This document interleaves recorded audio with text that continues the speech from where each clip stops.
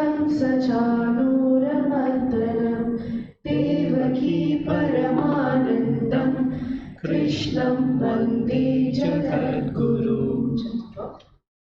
अर्जुन उवाच एवं सततयुक्ता ये भक्तास्त्वां पर्युपासते ये चाप्यक्षरमव्यक्तं तेषां के योगवित्तमाः।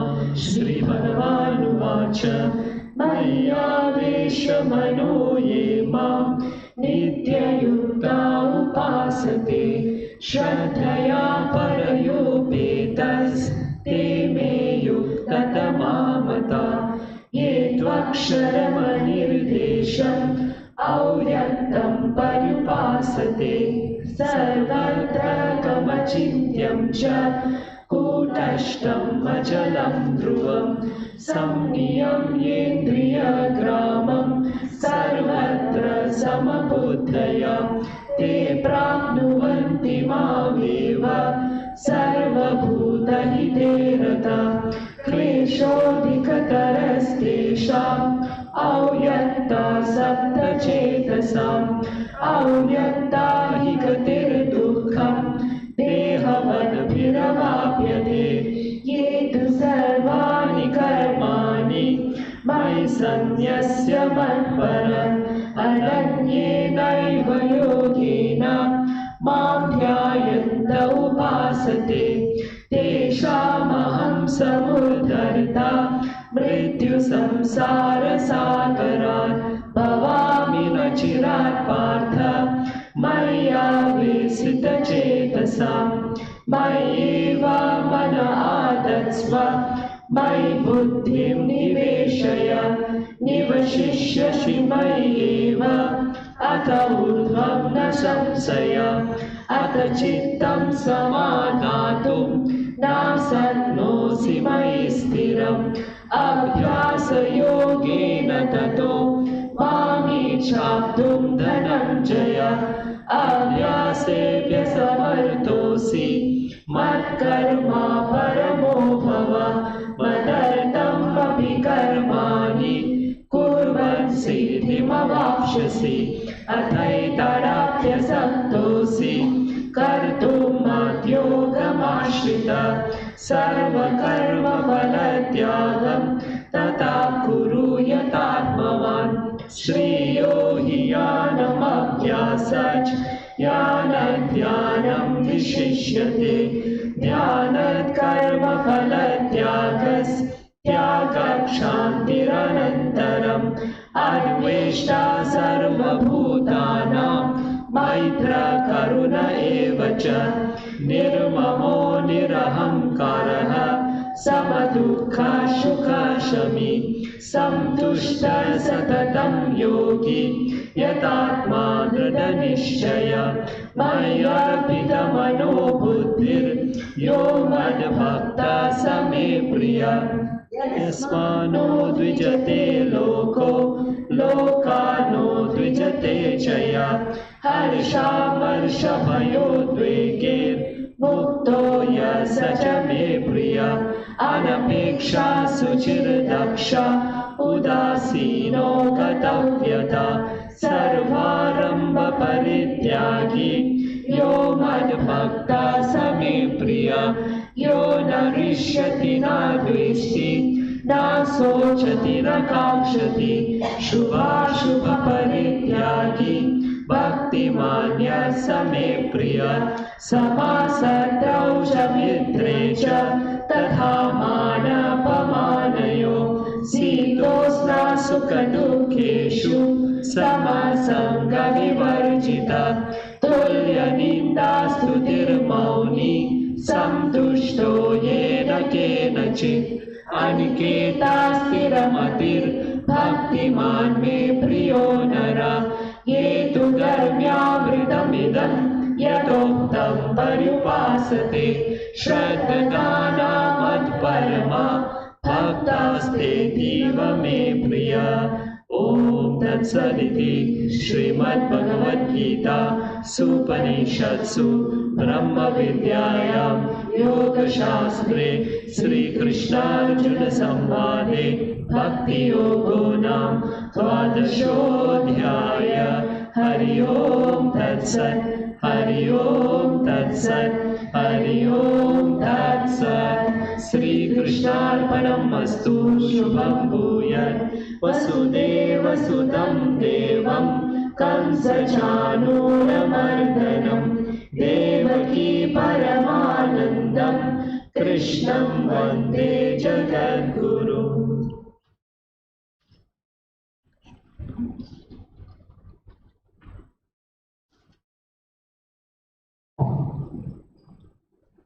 Last week we have stopped at chapter 12, verse number 14.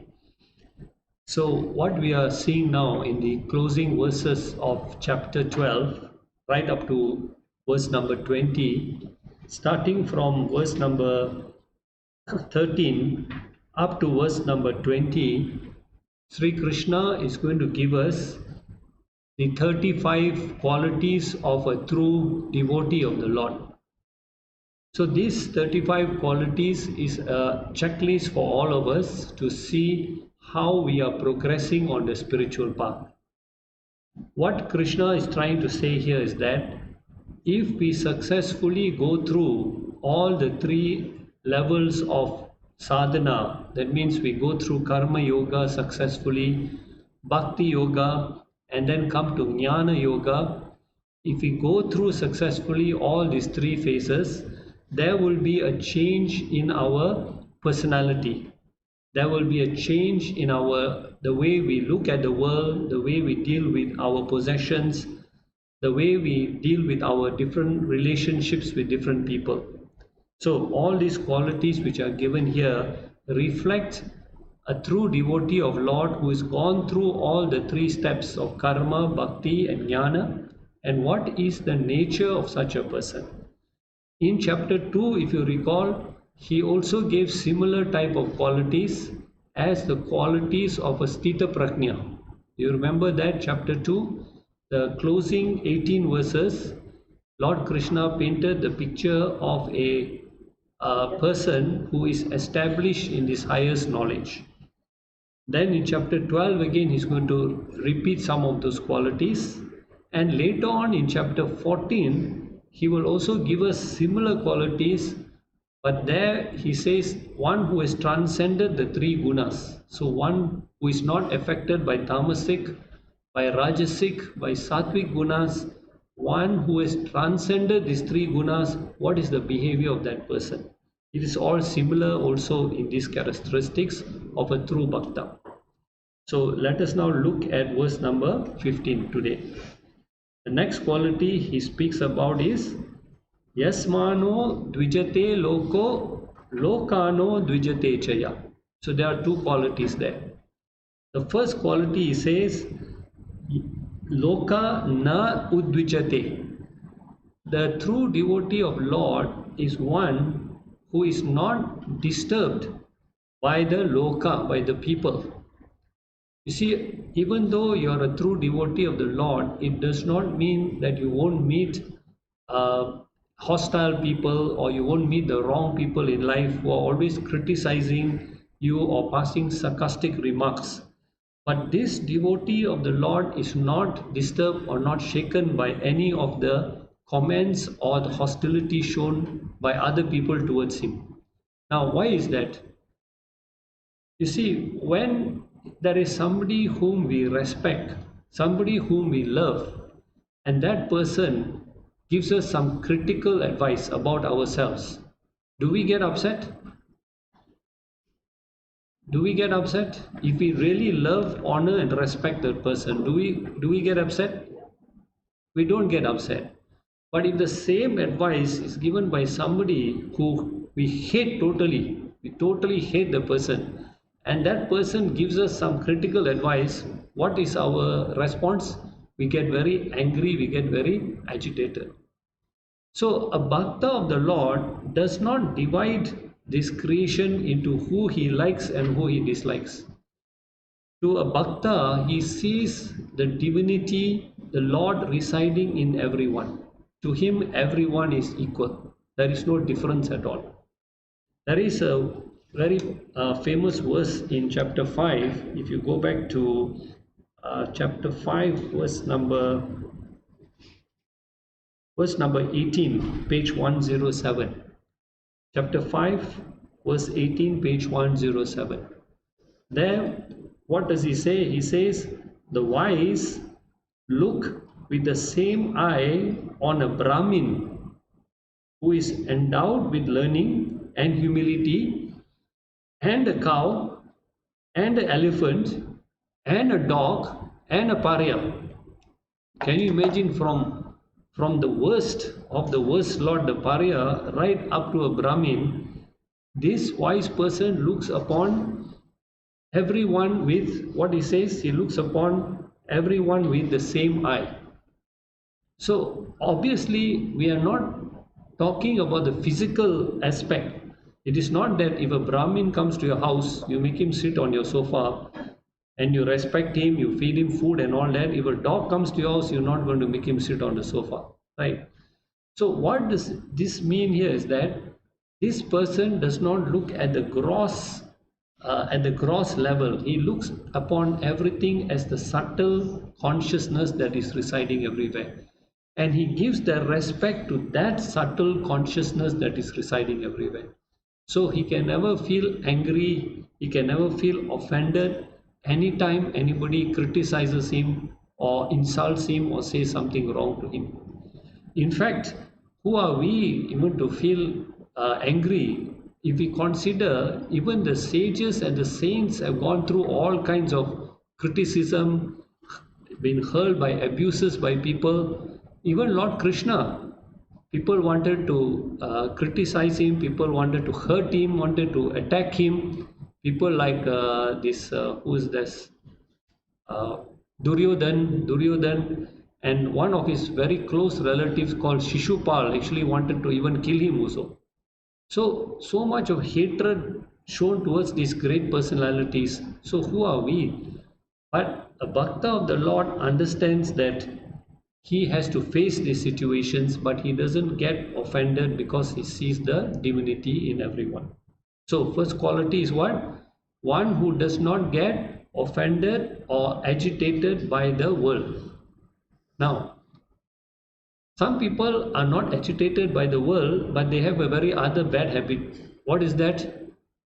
The world does not agitate them, but they quite agitate the world. Right? In Malay, we have that word called what?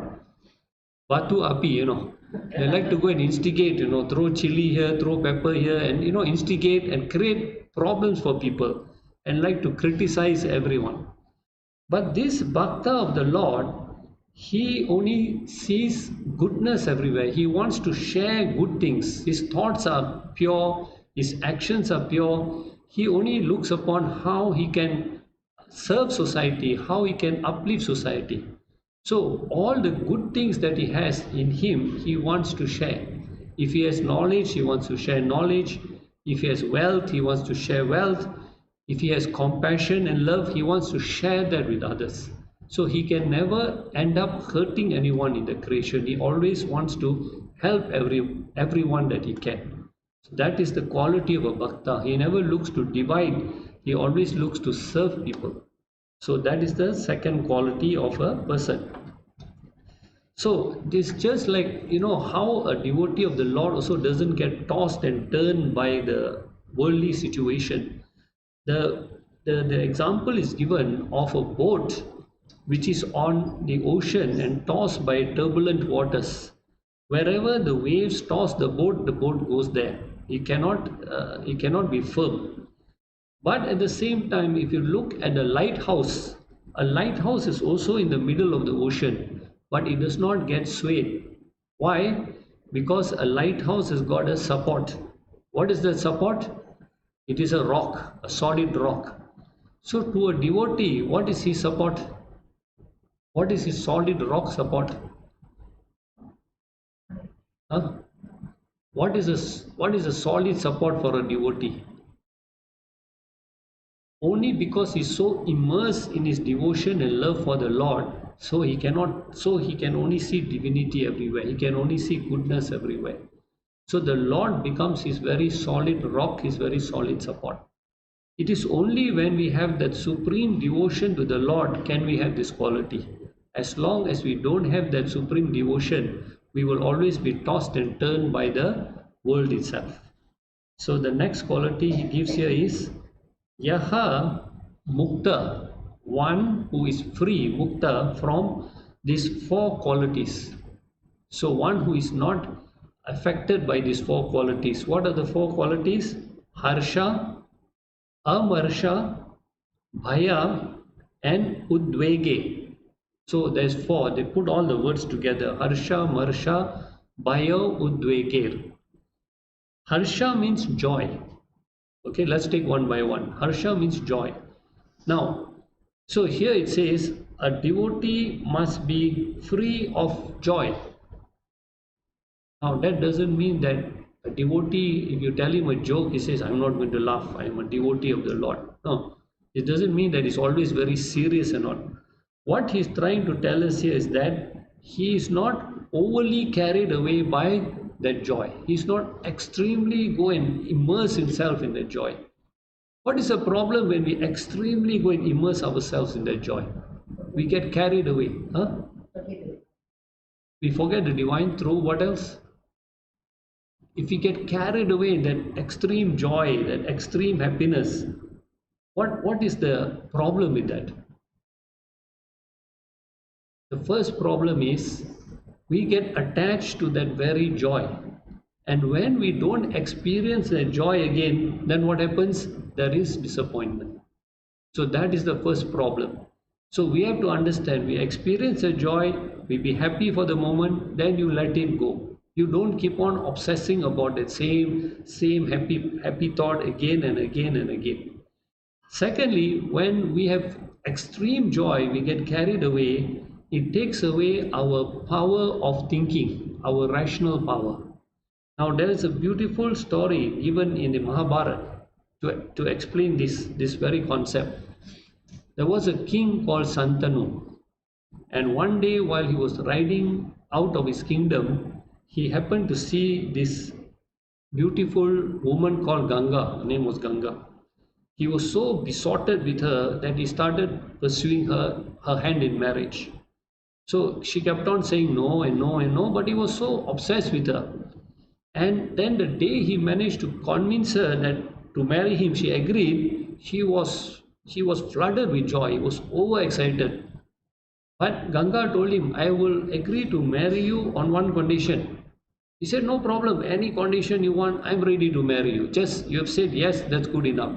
I'm prepared to accept all your conditions. So she said, I only got one condition. That is, whatever I do, you cannot question me. Whatever I do, you cannot question me.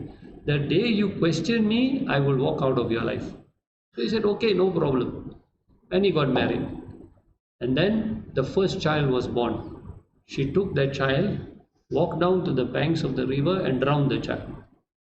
He was so shocked, the king was so shocked, but he remembered his promise, he cannot question her. So okay, second child was born, she took to the river, drowned the child also. Third child, fourth child, fifth child, sixth child, 7 children like that she drowned. Finally, the 8th child she was going to drown, he said, I cannot take it anymore. I have to ask you why you're doing this. So there's a long story behind it, but the point here is that we have to be very careful. In moments of our excitement, in moments of our happiness, we should not get carried away.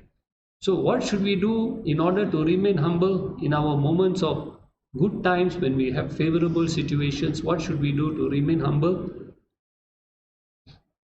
What should we do to remain humble and not get carried away with the situation? Who should we thank? Thank the Lord. Exactly. Thank the Lord. So be ever thankful for all the blessings that He has given us. So in that way we remain neutral, we remain humble also. So that is one quality, harsha. Second is amarsha. Amarsha has got several meanings: jealousy, intolerance, envy, And normally, who are we jealous about? Who are we always jealous about? Everyone. We are always jealous about people who have more than us, isn't it? You're never jealous about people who have less than you. So you're always jealous about people who have more money, more power, more status, etc. So the question we have to remember here is that one thing, everybody has come to this world with their own karma. How much they are going to get, how much they are not going to get, is it determined by us? No matter how much jealous I am of that person, how much I curse them, how much I want to see the downfall of that person, is it going to happen? No, because he or she has come with their own karma. Whatever they are going to get is not going to be more, it's not going to be less. So, when we are jealous, we are only disturbing our own peace of mind. But again, if you look at a true devotee of the Lord, he prays for the happiness of everybody. What is the prayer of a devotee of the Lord? Sarve bhavantu sukhina. May all be happy, may all prosper. He never has any feelings of jealousy at all. He understands that everybody will get what they deserve. And in fact, the Lord also has given a very beautiful promise to all his devotees. In chapter 9 verse, yes, chapter 9 verse 22, page 173. So he's given a promise to all his devotees.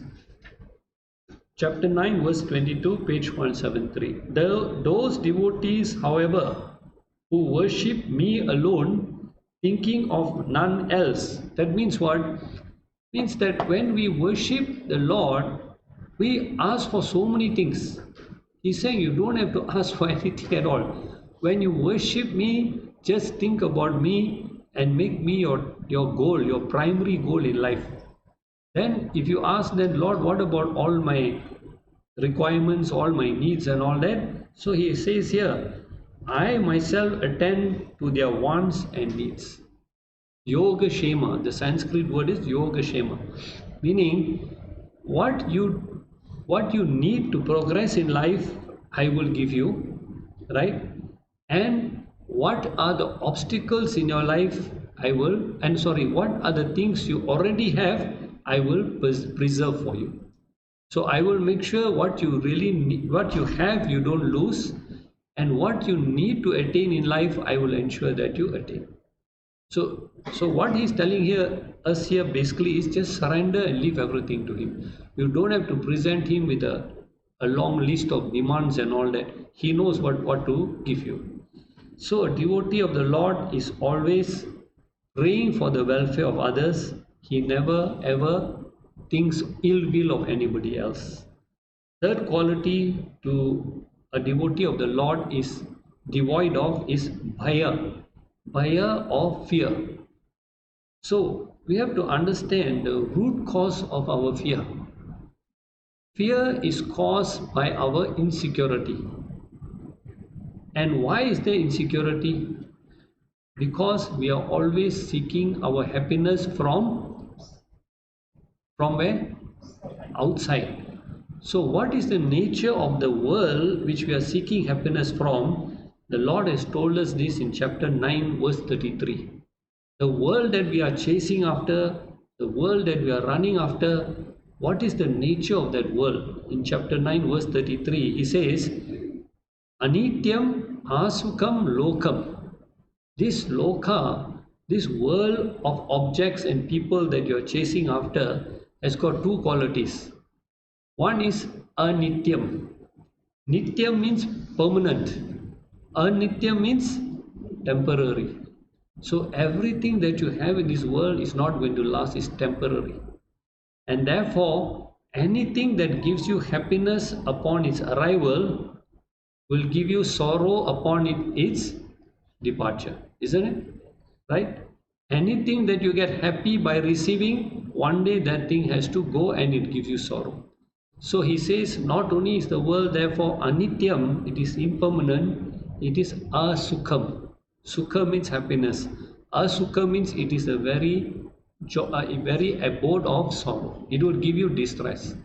What gives you happiness upon its loss will give you sorrow. And what gives you happiness upon its going away will give you sorrow upon its arrival also. So it works both ways also. And the world is nothing but subject to change. So where does our fear come from? When we depend on the world, which is impermanent, which is changing, there will definitely be a sign of insecurity. When I'm proud of my family lineage, what do I fear? If I take great pride, my grandfather did this, my father did this, my whole family lineage is so very what you call well known and all. When I take so much pride in my family lineage, what do I fear? I fear dishonor. When I'm proud of my beauty, what do I fear? Huh? You fear old age. When I'm proud of my wealth, what do I fear? One day I might lose that money, right? Somebody who has got the most security, the house which has the maximum amount of security, poor person or rich person? Who needs bodyguards? The rich person needs bodyguards. Who needs alarm systems and all this? Rich or poor people? Rich people. Insecurity. Everything must be well protected. So, when you take, there is always fear when you have attachment to something. When you have you depend on the world, there is bound to be fear. So, how do we get to what is the source of fearlessness? The scriptures say, Vairagyam eva abhayam. So, bhayam, fear, is caused by attachment.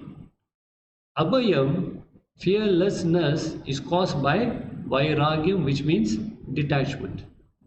Detachment means not to give away all your possessions, but not to be dependent on things for your happiness.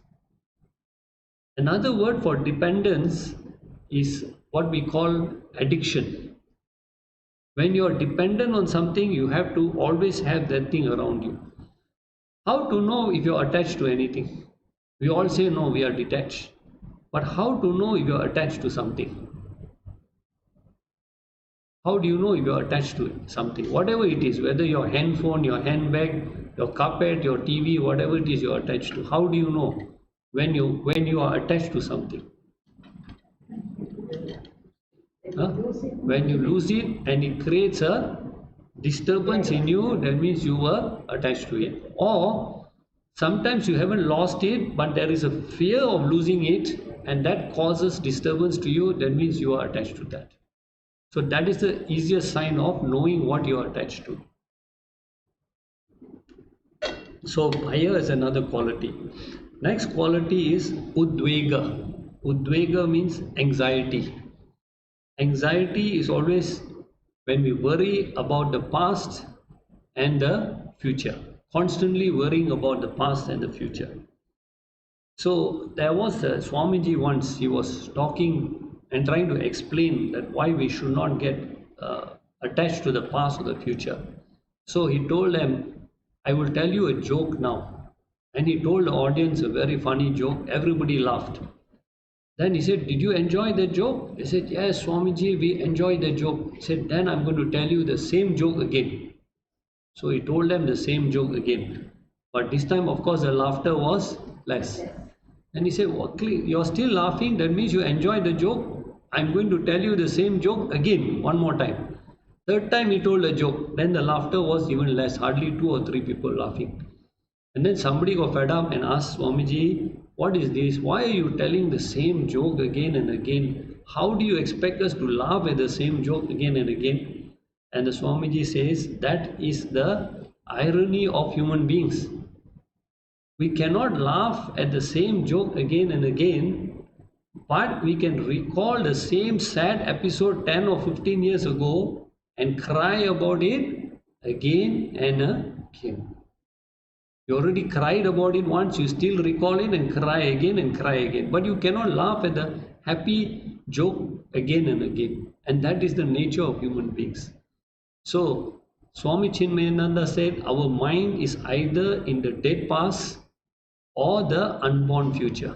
The future which is not born, we are so worried, and the past which is dead and gone also, we keep on worrying about it. But a devotee of the Lord surrenders the past and the future to the Lord and remains in the present. So the Lord says here, the devotee who has these qualities, Saha Priya Me, he is the most Priya, he is the most dear to me, the one who has these qualities. So now a devotee of the Lord should be like a thermostat or thermometer. Which do you want to be, thermostat or thermometer? Huh? Why thermostat? Huh? Thermometer. How many want to be thermometer? Nobody wants to be thermometer. Who wants to be thermostat? Nobody wants to. Which one is better, thermostat or thermometer? Thermometer reacts to the situation around him, isn't it? If it is hot, the thermometer shows hot. If it is cold, it shows cold. That means it is reacting to the external environment. Thermostat remains neutral and sets the temperature for the environment. It never deviates, it never shakes. So one should be a thermostat and not a thermometer. That is the teachings here, that what he is trying to tell us.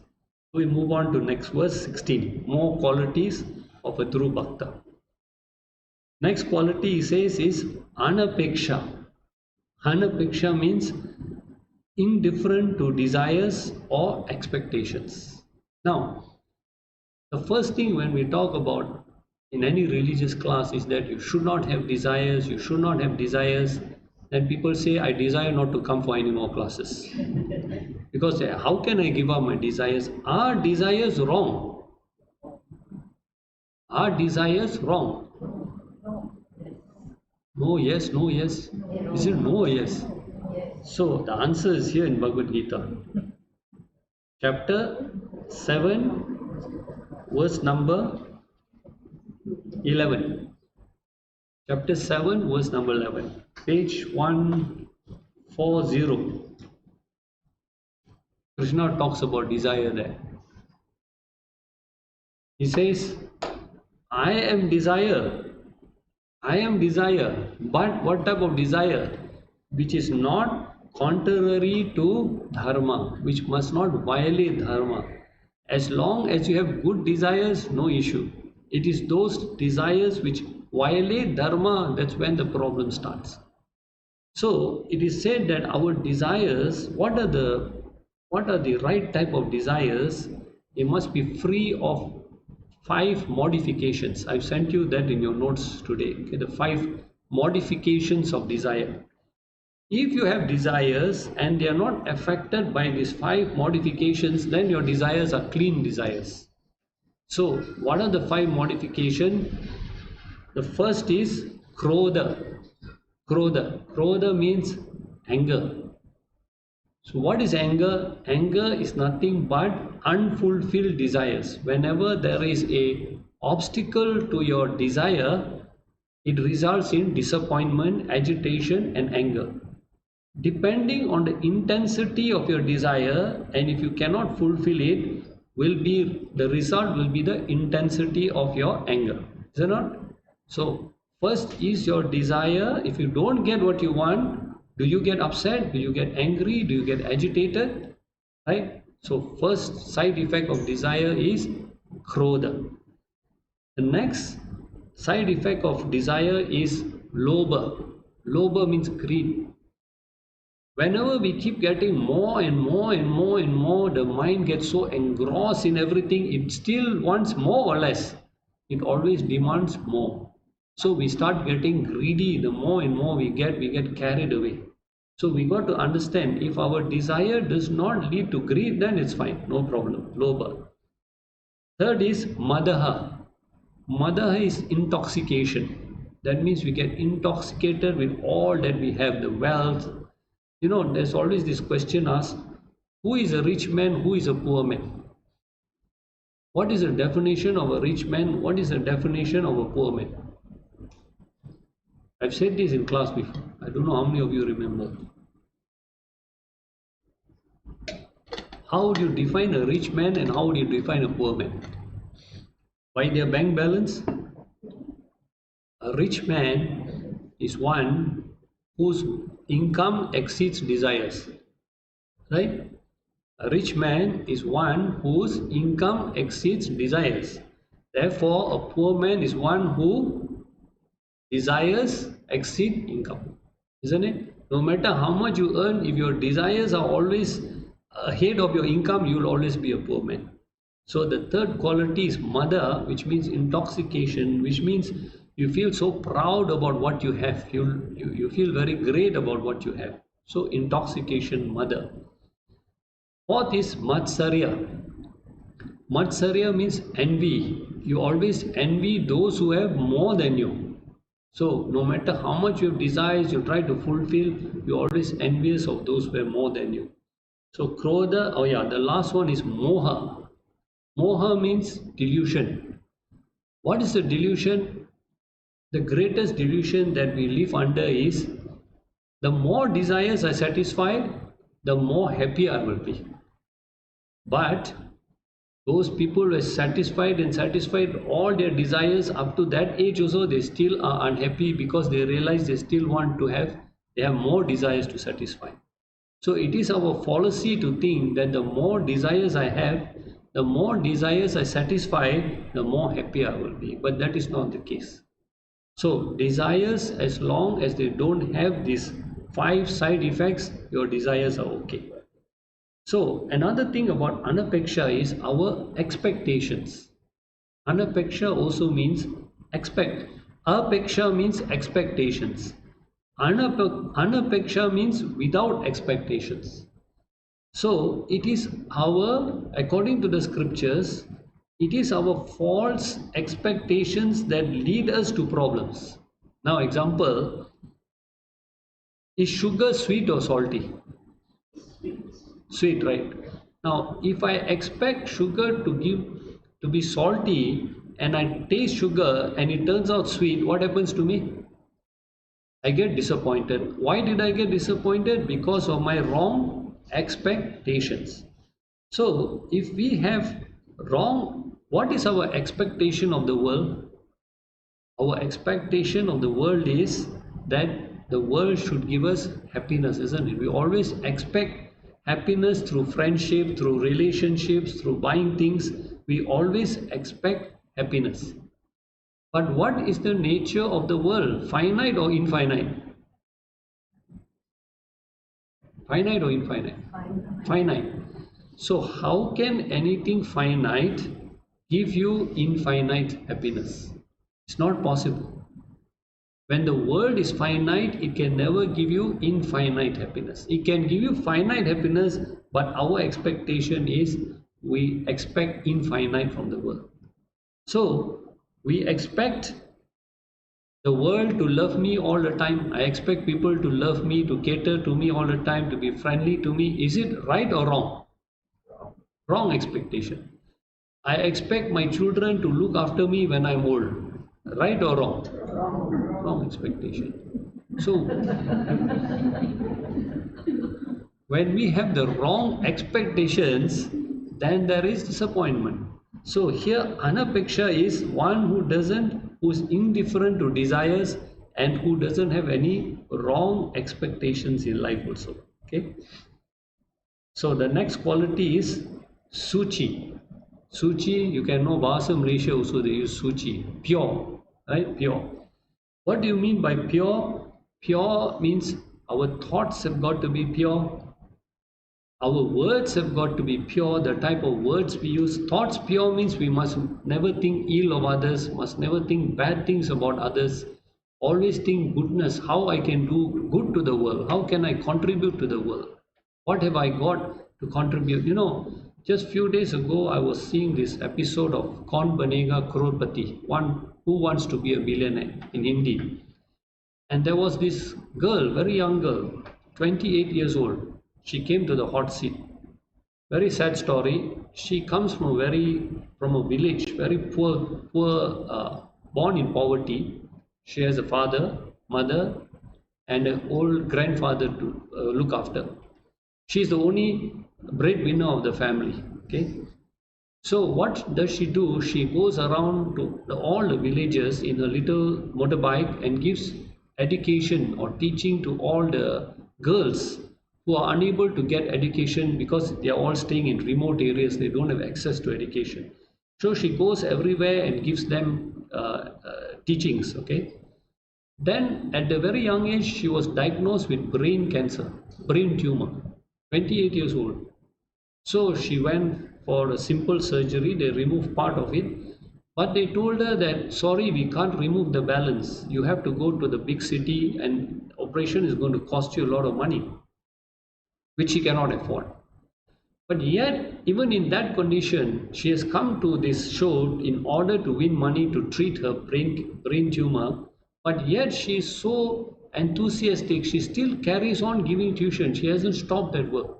So her thoughts are very pure, her thoughts are very noble. Despite going through all her personal challenges, she still is thinking about all the places she has to go to and give that tuition to all these girls and all that. Because she wants to uplift them, she wants them to come up in life. So here's Suchi, pure, one who is pure in the thoughts, always thinking what else I can do to improve the welfare of this world, to improve the welfare, because all of us have got something to give. Either we have knowledge, we have money, we can do seva, we can donate clothes, food, whatever it is, all of us have some capacity to do something for the world. So pure at mental level, pure also at verbal level. That means we speak compassionate, loving words, kind words, don't speak harmful words. And third thing is pure at the physical level, always using this body to serve rather than to hurt people, to violently hurt people. We use the body to serve people. So Suchi. Next quality is Daksha. Daksha means who is dexterous. Now, dexterous means a devotee of the Lord is always very mindful or very alert. What are the things he or she has to do in order to progress on the spiritual path? So, always very vigilant, always very alert on the right. So, I want to go to the right places. I want to mix with the right people. I want to read the right material. Always I want to do things that will take me to my spiritual goal. Is ever vigilant, ever mindful. And that's why one of the very most important sadhana of a devotee is satsang. Satsang is very important because satsang keeps us in the company of the like-minded people who are all going towards the same goal that you are going to. So satsang is one of the very important qualities. What's happened to this mic? Can you just come and adjust this? I don't know what has happened. Okay, I think it's all right. Yeah. Okay, so satsang also is a very important quality to mix with people of the like-minded thoughts also. So that is daksha, to be very alert on the right type of lifestyle to follow, right people to mix with, right places to go, right materials to read. Next quality is udasina. Udasina means, although it means impartialness means while you are alert on the good practices, you are also indifferent to all the negative things that are being offered in this world. So one side you're alert to all the good things that you have to do, the good actions. The other side you're very careful not to go and indulge in the wrong actions, the wrong activities that will take you for a spiritual downfall. So that is called Udasina. And this is so beautifully depicted by Arjuna's chariot, which is parked on the battlefield. On one side are the good Pandavas, on the other side are the evil Kauravas. So this whole thing is an allegorical description of what the chariot represents us, our body. The good Pandavas represent the good qualities which are in this world. And the evil Kauravas represent all the evil tendencies there are. So our duty is to take our chariot to the right direction, our body to the right direction, and keep away from the evil tendencies. So Udasina is one who learns to not to be carried away by all the negative qualities and steers away from them. Next quality is Gata Vyataha, free from pain. So here when we say free from pain means he does not let adverse situations affect his life. So he understands, the Bhakta understands there will always be adverse situations. So trying to find positive in everything that is negative. And one very good example is when Lord Rama, he was told by his father the first day that tomorrow you are going to be crowned the king of Ayodhya. I am going to hand over everything to you, crown you the king of Ayodhya. And then the next day he calls him, and what does he tell him? Sorry, some change in plans now. Now you are going into exile for how many years was it? 14 years, 14 years. You are going into exile for 14 years. So all the people around him were shocked. They were all shocked. They said, how can one day you're told you're going to be king, the next day you're told you're going to be going to exile into the forest for 14 years, and yet he was rejoicing. They asked him, why are you rejoicing? He said, I'm so lucky that 14 years when I'm in the forest, I get to visit all the hermitage and the ashrams of all the great sages and saints. I will serve them and I will sit at their feet and gain the highest knowledge from them. So he looked at the adverse situation in a positive way. So even his mother was crying, his brothers were crying, but he made one very nice statement. He said, in the Ramayana is written there, Durlabha hi sada sukham. Sukham, to be happy, sada sukham, to be always happy, is durlabha, is impossible. No human being can be always in a happy state. There will come moments in our life when we have to face the situation. And what is life? Life is nothing but a pair of dualities. So the next quality of a devotee is gatavyataha, free from all this pain. Next quality, sarva aramba parityagi. Sarva, every aramba, every undertaking, he renounces. So we have to understand this. When he says he renounces every undertaking, every action, it does not mean he gives up every action. Because what does the Bhagavad Gita teach us? Perform all your duties. Take care of all your responsibilities. Don't run away from them. So what does it mean here by Sarva Aramba Parityagi? This devotee undertakes all the actions not for his selfish needs. He never thinks about whatever he does, what is his gain. So there is no sense of doership. There is no sense of doership. Now, if a devotee is not motivated by selfish needs to perform actions, what is it that motivates him? If a devotee is not motivated by selfish needs to do actions, what is his motivating factor? What is his motivating factor? Huh? That means what is right, I do. What is wrong, I avoid.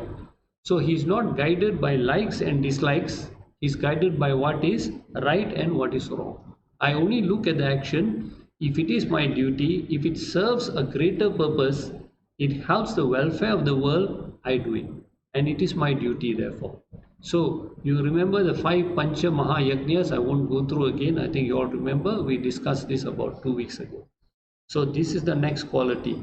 Sarva Aramba Parityagi. He renounces the ego, the doership behind every action. His motivation is always pure. He wants to do something good for others. That is what motivates him.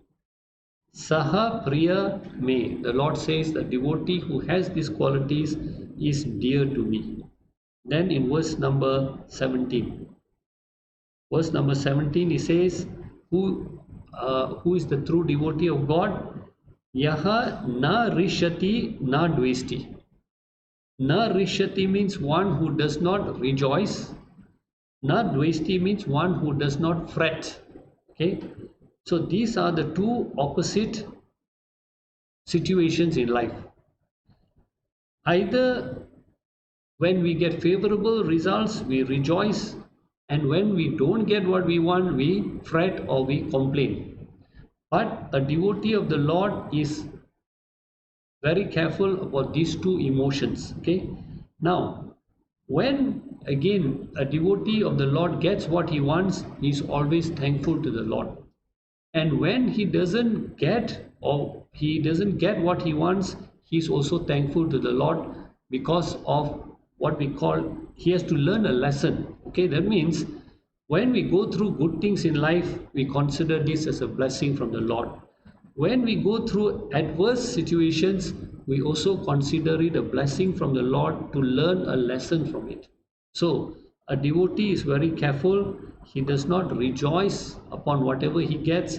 At the same time, whatever he doesn't get also, he doesn't get disappointed or frustrated also. Okay? So this is what we call why a devotee does not rejoice or get frustrated by the world, because he has already found happiness from the spiritual path. He is already contented within already. He does not have to look for outside world. So sometimes things are available, he's also okay. If they are not available, he's also okay. So you know the thing called UPS. You know what's a UPS? In the IT line they call it UPS, uninterrupted power supply, which means what? When your whole system fails, your computer system, they have this box which is connected and gives continuous supply to your computer, so that all your data is not what you call destroyed. It's called uninterrupted power supply, right? So a devotee also has UBS, not UPS, UBS. What is UBS? Uninterrupted bliss supply. He's got uninterrupted bliss supply. That means his happiness is coming from the Lord. It's not coming from the world. So sometimes we get what we want is okay. It's not there, it's also okay. You know, sometimes when we are addicted to some things, let's say I must have my coffee at 4 o'clock. I am very addicted to my coffee 4 o'clock. So if you don't get it, what happens? You get agitated, isn't it? But a devotee of the Lord is okay. If it's there, it's okay. If it's not there also, it is okay. So that's the next quality. In fact, if we look at all these situations in life, the first lesson that Krishna gave to Arjuna, the moment he surrendered to him in chapter 2, verse 7, the first lesson that Krishna gave to Arjuna was in chapter 2, verse 11. What is the very first lesson he gave him? The very first lesson he gave him. So chapter 1 is entitled Arjuna Vishada Yoga. He fell into a state of despondency. Chapter 2 verse 7, he surrenders to the Lord. And the very first lesson that Krishna gives him is what? Chapter 2 verse 11, which is on page 30, is it? Page 30. Okay. You grieve over those who should not be grieved for, yet speak like the learned. Wise men do not grieve over the dead or the living. So, the battle has not started yet. The war has not started yet. Yet Arjuna is crying about all these people are going to die. This is going to happen. That is going to happen. So what Krishna is telling him, if they are living, should you grieve for them? You don't have to grieve for living people. And those who are dead and gone, there's no use also grieving for them. Now, allegorically, what does this mean? Dead or living represents again the past and the future. So, neither should we grieve for the past, neither should we grieve for the future also. And this is what people always ask, that Krishna always inspired Arjuna to go and fight the battle. And what was Arjuna's excuse for not fighting the battle? Huh? No, what was his reason for not fighting? He didn't want to kill his kith and kin. So now the question comes is Arjuna right or wrong? He doesn't want to kill his beloved people. He doesn't want to engage in violence. Is it wrong or right of Arjuna, therefore, to walk away from the battlefield?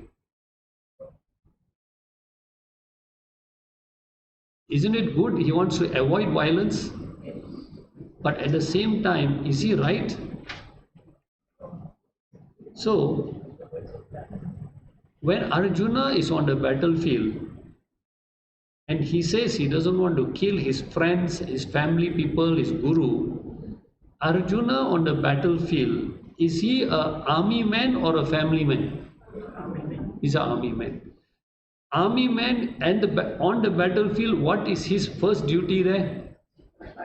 Fight for what? Fight for justice, fight for dharma, fight to oppress adharma.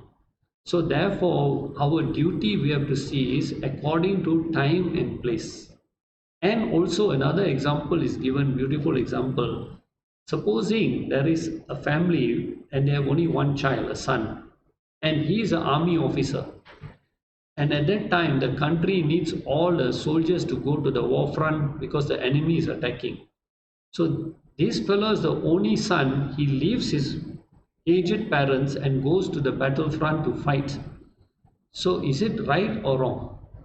He should be looking after his parents or he should be going to the battlefront to fight?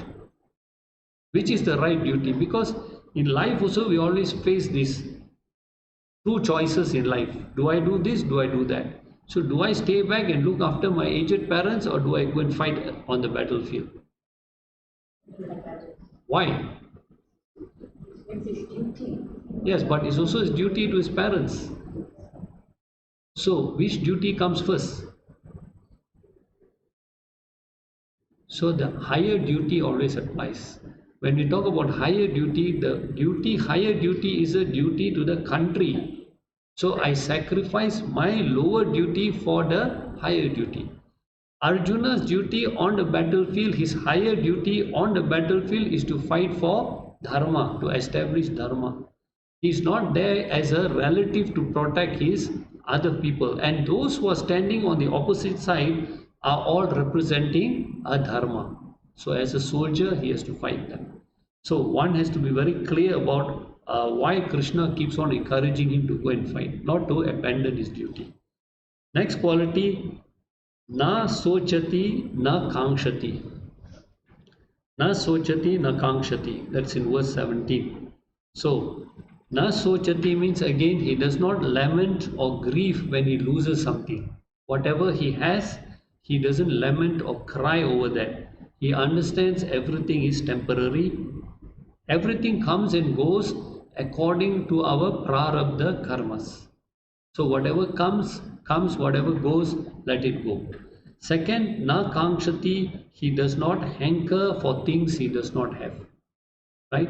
And again, as I explained last week, one of our biggest problem is hankering for what I don't have arises because we always like to compare against what other people have. So it is one habit we have to break. Next quality he gives is Shubha Ashubha Parityagi. So Shubha means good, Ashubha means evil, Parityagi means one who has renounced both good and evil. Now this again has to be understood. The word Shubh here represents good actions. Okay? Ashubh here, when you put a in front of it, Ashubh represents bad actions. So this devotee of the Lord, Parityagi, has given up or renounced all the good and bad actions. Both. So now it is easy to understand. If you do bad actions, what happens? If you do bad actions, what happens?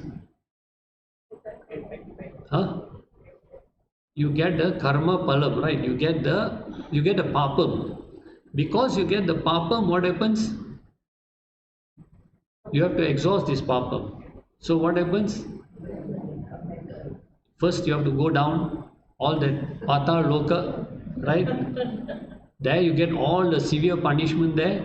Then if that's not enough, you come back again to this world and you get born in a poor family with lots of problems, health problems, this problem, that problem, all a result of your bad actions, correct? Now, so papam leads to punarapi jananam, punarapi maranam. Now, when you do good actions, what happens? You get lot of punyam. Because of the punyam, where you go? Up or down? Up. All the Swarga Loka you go. You know what's in Swarga Loka? You don't know. You should know what you get in Swarga Loka. 24-hour restaurants, shopping malls, everything you get there. So there you go there, you enjoy. Then after your punyam is finished, what do? Come back to earth. Then you get a good birth also. You'll be born in a rich family, you'll have good health, good relationship. So we can understand why we should avoid the bad actions. But why even avoid good actions? You see, both create bondage, right? If you do bad actions, it creates bondage of punarapi jananam, punarapi maranam. You create good actions, you also get bondage of punarapi jananam, punarapi maranam. But there's a difference in this bondage. Bondage due to papam is like iron chains. Bondage due to punyam is like gold chain, because that one you'll enjoy, that one you suffer. So why should we not also do good actions also? Why should we not do good actions? Because you don't want to accumulate anything. I don't want to accumulate punyam. You don't want to accumulate punyam, so you don't want to come back also. So what is the problem of coming back? Even if you do punyam, you go to heaven, you enjoy, you come back, you enjoy some more here. What is the problem?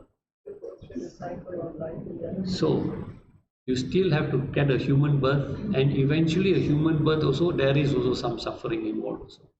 So how to avoid papam, I don't have to tell you, you all are experts at that. But how do I avoid punyam now? I go and give dhanam, I get punyam. I do seva, I get punyam. But now this verse says, don't do that, don't do punyam, otherwise you're going to go punarapi jananam, punarapi maranam. So how do I do good actions and make sure I don't get punyam? Surrender to the Lord. Always consider yourself as an instrument of the Lord. So therefore you don't get papam, you don't get punyam.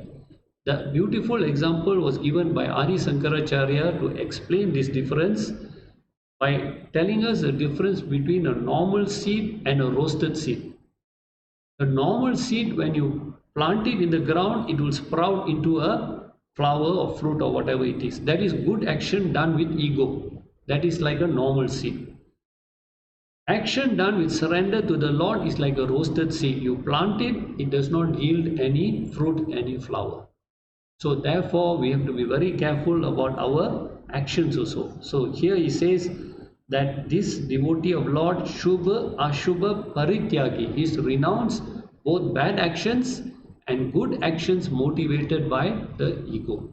So there is no more punarapi jananam, no more punarapi maranam. So he says here, Yaha Bhaktiman, the one who is filled with devotion, who has all these qualities, is really dear to me. Okay. Verse number 18 now, he goes on with more qualities here. Sama, who is equal-minded to Shatru, to friends, to enemies, and to Mitra, to friends also.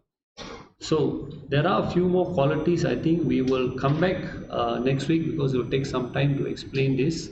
We come back next week and complete this last few verses, and then we will start chapter 13 if there is time next week. Okay, we will end with the prayer. Before I end with that, please don't forget, on Monday we were having the Janmashtami program. Okay, the highlight of the program is basically the night 8 to 12, which is we welcome the birth of Lord Krishna at midnight, and before that the children will put on a beautiful play about Krishna's life. All will be held downstairs in the hall. Okay, then after the play we come upstairs to do the final prayers. Okay, so please do join us. And those who are available in the morning, there's a Havan with all the 18 chapters of the Gita. I think it's from 9 to 12 in the morning. So all that is on Monday. Okay. That we end with the prayer. Vasudeva Sutam Devam Kansa Chanuramardanam Devaki Paramanandam Krishnam Vande Jagadguru. Thank you. Hari Om. 18, 19, 20.